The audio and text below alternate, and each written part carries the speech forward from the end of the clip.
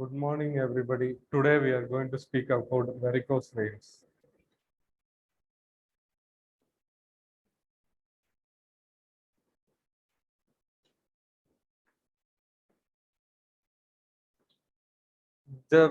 Before going into varicose veins, I need you guys to let you know about the anatomy of lower limb veins. Deep veins, superficial veins, mainly composed of two veins, of which the deep veins include tibial popliteal femoral veins, as called as vein of condyles, which drain blood into iliac veins and then to IVC. Pumping veins, they are venous sinuses existing in the calf muscles which pump blood towards major veins. They are better termed as musculovenous pumps. They are called as peripheral heart. Uh, Superficial veins, as I said before, which includes great and long saphenous vein, GSV, LSV. One is that, and small saphenous vein or short saphenous vein. It is a subcutaneous great saphenous vein. It is a subcutaneous vein over the inner aspect of leg and thigh, joins into femoral vein at fossa ovalis. Tributaries of the GSV are posterior arch vein, anterior vein of arch, anterolateral vein, posteromedial vein, and sometimes accessory saphenous vein. Short small saphenous vein. It is over the lateral and posterior aspect of leg and enters the deep fascia in upper calf region and later joins popliteal vein at variable distance. Posterior arch vein of Leonardo. It's a typical vein which comes from medial ankle to long saphenous vein below the knee. Anterior arch vein to peroneal veins.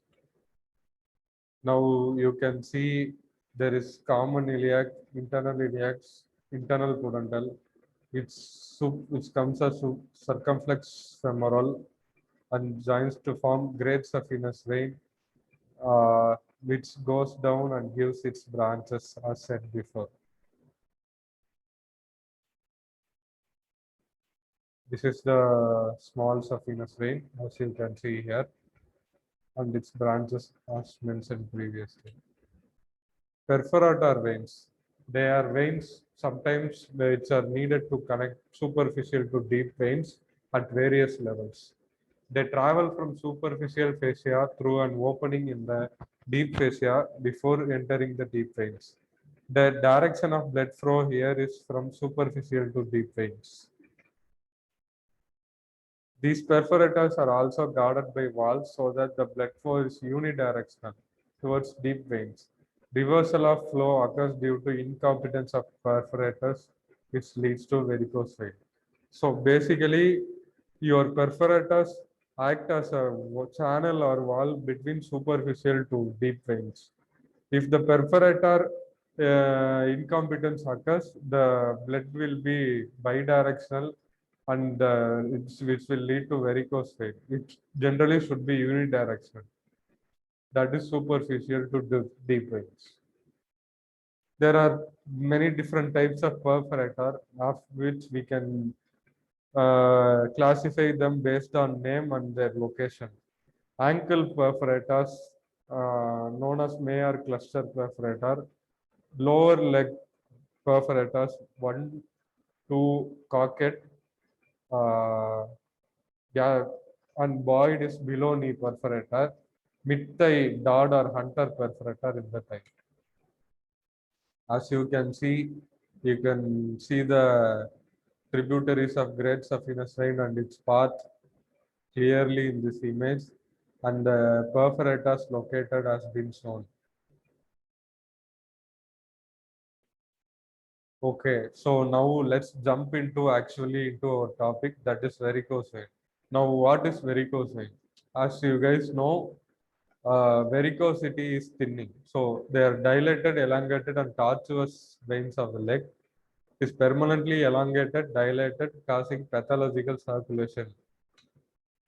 The risk factors include heredity, female sex, occupation that demands prolonged standing, immobility, raised intra-abdominal pressure, Pregnancy, raised progesterone level, and altered estrogen progesterone ratio.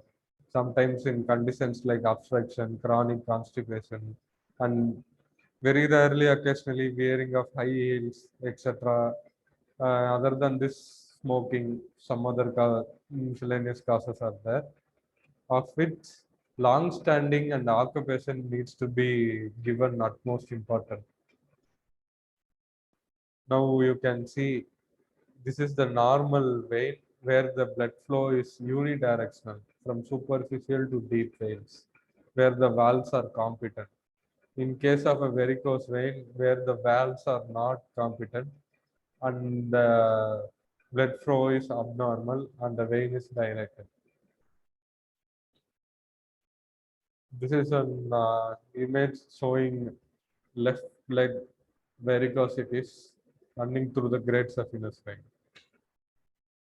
So let's classify varicose vein. There are three types of classification, of which first type we can classify based on them into long great saphenous vein varicosity, short small saphenous vein varicosity, varicose vein due to perforator incompetence. The second classification, we can classify it based on the characteristics of veins, that is thread veins, reticular veins, or varicose veins. It's CEAP classification of chronic venous disease, uh, which shows the clinical classification, etiological, anatomical, pathophysiological. That's what it's CEAP. It's for varicose veins, and it gives a complete overview of clinical classification to pathological to etiological and anatomical. So now coming to the etiology, primary varicosities, congenital incompetence or absence of valves, weakness or wasting of muscles, defective connective tissue, and smooth muscle in the venous wall, stretching of deep fascia, and inheritance with the FOXC2 gene, Klippel-Trenaunay syndrome, avaliulia, Parkes-Weber syndrome.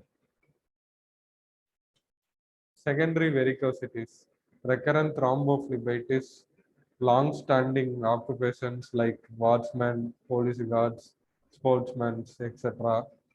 Obstruction to venous return like abdominal tumor, retroperitoneal lymphadenopathy, ascites, obesity, and pregnancy, and chronic constipation, intestinal obstruction, etc. Sites where varicosities can occur: lower limb, cambriform plexus of veins, vulva perineum, site of portosystemic anastomosis. Other than this, sometimes esophageal rectal varices can occur. Predisposing factors: age, longer the higher the age, higher the incidence. Sex, more common in both, but it's slightly higher in males. Race, obesity, it's more common in fat persons, obese persons. Occupation, as I said before, long-standing occupations, which include a lot, and family history like hereditary and gene factors and erect posture. Stages, now it's clearly shown in this image how your varicosities develop. Stage 1, spider veins, small reticular flare occurs in reticular stage, which is stage 2. Third is venous, where your veins start to obviously show. Fourth, chronic venous insufficiency, which shows us as this kind of patches in your lower limb. Stage 5, which includes trophic ulcers or various eczema. These ulcers are generally non-healing in nature. Clinical features. Now, due to the incompetency of valve and thinning of veins, we can feel the heaviness in the legs, dragging pain, postural discomfort. Pain is maximum at the end of the day after every work is finished. Again, in the morning, pain gets relieved somewhat, and towards the end of the day, it gets heavy. Nighttime cramp is usually seen. Edema of the feet, itching is a feature of chronic venous disease. Discoloration and ulceration in the feet and painful work. Signs: visible dilated veins in the leg with pain and distress, nocturnal cramps, feeling of heaviness, pruritus, or itching. As I said before, pedal edema, pigmentation, your dermatitis, ulceration, tenderness, restricted ankle joint movements. Bleeding, thickening of tibia occurs due to periosteitis. Positive calf impulse at the saphenofemoral junctions. Saphenovanx, a large varicosity in the groin, who becomes visible and prominent on calving. This is a very important sign, saphenovanx sign. So, if you want to test for varicose vein, you need to uh, do some 2 or 3 tests which can detect where your pathology actually lies clinically. So saphenofemoral incompetence can be seen through Trendelenburg 1, Morrison's calf impulse test. Perforator incompetence, as I said, perforators are the walls connecting superficial to deep veins. Uh, includes Trendelenburg 2, Tourniquet test, Pratt's-Fegan's test. Deep vein thrombosis, Perthes, modified Perthes, Homan sign, Moses sign. Now we'll first see each and every test in detail. Brody's Trendelenburg test 1. I said before, it's for diagnose saphenofemoral incompetence. Your vein is emptied by elevating the limb and the tourniquet is tied just below the saphenofemoral junction, or using a thumb saphenofemoral junction is occluded in case of non-availability of tourniquet. Patient is asked to stand quickly and tourniquet or thumb is released. Sudden gush of rapid filling from above signifies saphenofemoral incompetence. This is Trendelenburg test 1. In Trendelenburg 2, after standing, tourniquet is not released. Filling of blood from below upwards rapidly can occur within 30 to 60 seconds. It signifies perforator incompetence. As I said before in this table, Trendelenburg 2 is for perforator incompetence. Now you can see Trendelenburg 1 and Trendelenburg 2 in this image very clearly. Now you tie the tourniquet, sudden release will cause rapid gush of blood, saphenofemoral incompetence, and you don't remove the tourniquet, and after 30 to 60 seconds, you can see the varicosities. That is denotes the Trendelenburg 2, which is your perforator incompetence. Yeah, this is a clinical image which you can see the physician or surgeon has occluded the saphenofemoral junction with the thumb and has tried the test Trendelenburg 1 and Trendelenburg 2 with the tourniquet, and appearance of clear varicosities you can see in this image. Okay. Now we'll move on to Perthes test.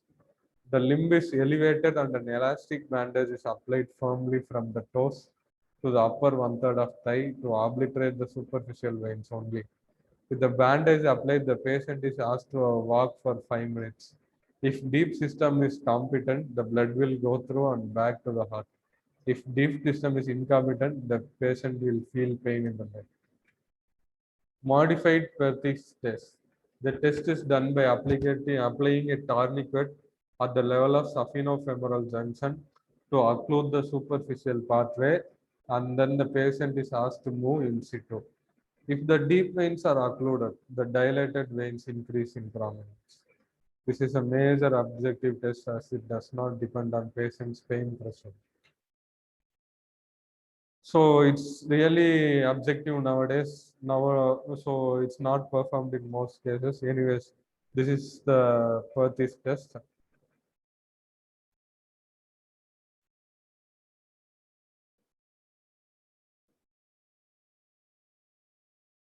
Three tourniquet tests.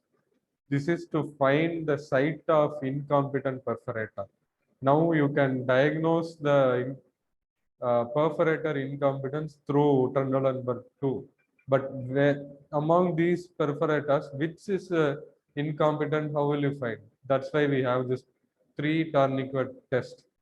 Okay, to find out the site of incompetent perforator, 3 tourniquets are tied after emptying the vein. After saphenofemoral junction, first tourniquet, above knee level, second, and another below knee level. The patient is asked to stand and look for filling of veins and site of filling.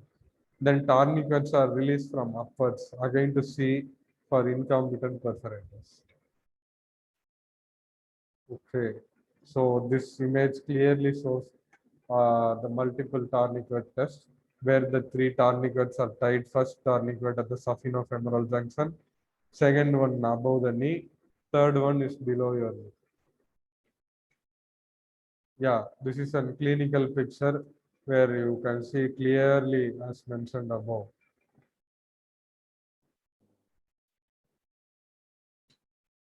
Schwartz test. In standing position, when lower part of long saphenous vein in leg is tapped, impulse is first held at saphenofemoral junction or at the upper end of visible part of vein. It signifies continuous column of blood due to valvular incompetence. Pratt test. A smart bandage is applied in the leg from below upwards, followed by a tourniquet at saphenofemoral junction. After the bandage is released, keeping the tourniquet in the same position to see the below outsurge perforator. As said before, Schwartz test, where if you occlude the long saphenous vein below, and you can feel the, when you ask the patient to cough, you can feel the impulse, or tap, or you can feel the impulse at the saphenofemoral junction or upper part of the vein on tapping. In Pratt's test, where SMR bandage is tied and tourniquet is applied at the saphenofemoral junction and carried out. You can clearly see in this clinical pictures. Morris cough impulse test. The varicose veins are emptied, the leg is elevated, and the patient is asked to cough. If there is saphenofemoral incompetence, expansile impulse is felt at saphenous femoral. It is venal thrill due to vicubation caused by Fegan's test. On standing, the site where the perforator enters the deep fascia bulges, and this is marked. Then on lying down, button-like depression, crescent-like in deep fascia is felt at the marked out points, which confirms the perforator set. As you see, Morris cough impulse test is due to venous thrill. Now, complications of varicose vein. If left untreated, can cause hemorrhage, pigmentation, eczema, dermatitis, periostitis causing thickening of periosteum, Marjolin's ulcer, lipodermatosclerosis, ankylosis of ankle joint, Talib's equinovarus clubfoot, deep vein thrombosis, recurrent thrombophlebitis. Now, how will you investigate varicose vein? How do you proceed further after your clinical diagnosis and everything? Now we have a set of investigations to carry out. Venous Doppler, duplex scan, digital coded free flow USG, venography, plethysmography, varicography. Ambulatory venous pressure, ear-foot venous pressure, USG abdomen to find any abdominal varices or tumor. Among this investigation, duplex ultrasound and venous Doppler forms the gold standard. Treatment. Treatment. First, we can, if the varicosity is in initial stages, we can treat it conservatively, such as elevation of limb under 2 or 3 pillows while sleeping, and elastic creep band application, stockings application, which can be applied, and pneumatic compression method. Hawkins is for DVT, elastic grip bandage for varicose. Injection sclerotherapy, now recently highly used technique. Microsclerotherapy, transillumination microsclerotherapy, foam sclerotherapy, echosclerotherapy, catheter dilated sclerotherapy are some of the latest techniques in conservative. Sclerosing agent sodium tetrahydrosilactate is commonly used. Now you can see utilizing ultrasound technology in the figure 1, the varicose vein is located to allow for precise injection of sclerosant agent. Once the sclerosant in figure 2, you can see sclerosant agent is injected into the vein, it causes varicose vein to collapse. As you see in this figure 2, it causes them to collapse. It's a conservative method. Surgery. Surgery is the ultimate treatment if conservative management fails to succeed. Trendelenburg operation is the uh, most done operation for varicose veins. It is juxtafemoral flush ligation of long saphenous vein after ligating the superficial and deep tributaries. Stripping of vein using Mayer's stripper vein is stripped. Immediate application of crepe bandage can reduce the chance of hematoma formation and bleeding. Codman stripper is used for invagination technique.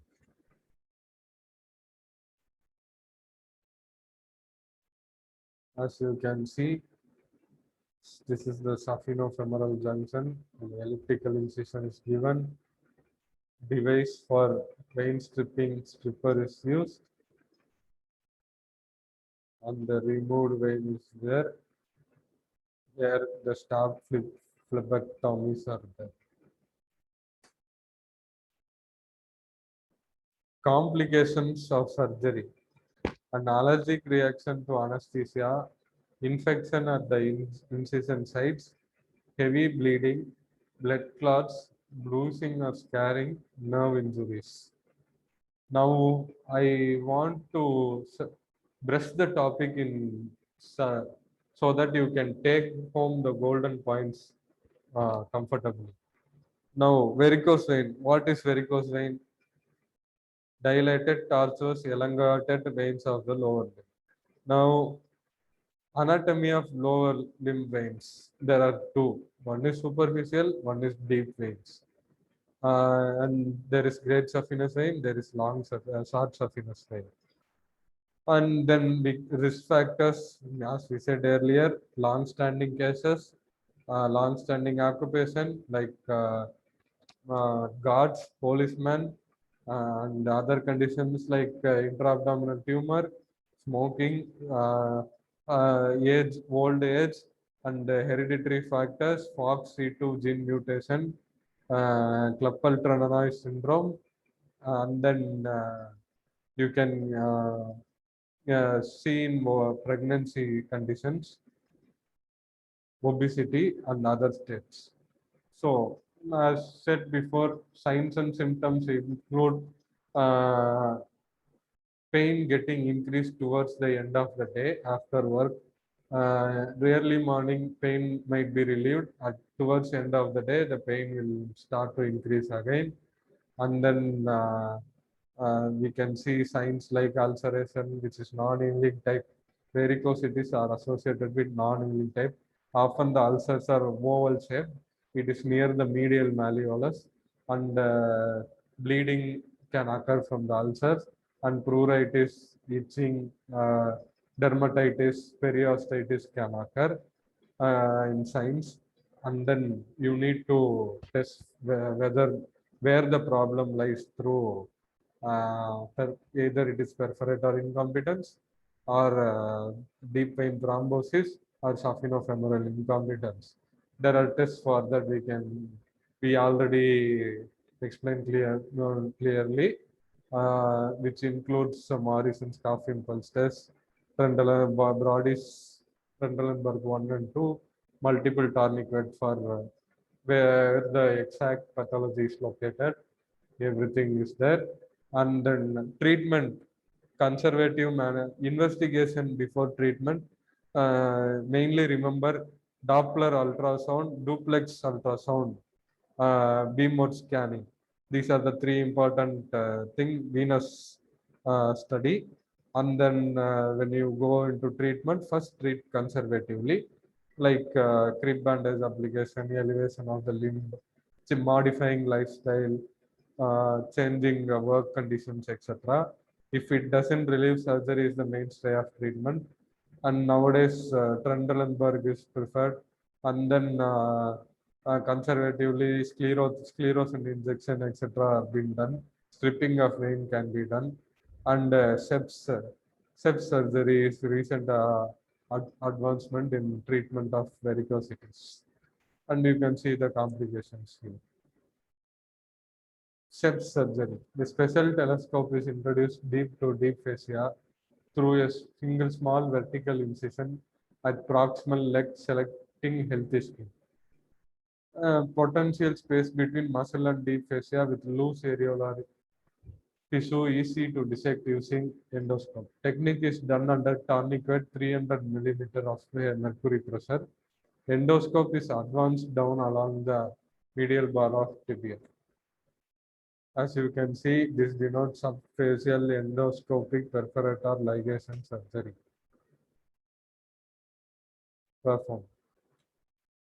So guys, I hope you carry on the take on points from this, and this is what you need to concentrate on varicose veins, and this clinical and investigations will decide you which type of management to proceed further.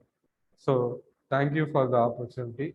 Thank you for staying patient for my class. Thank you.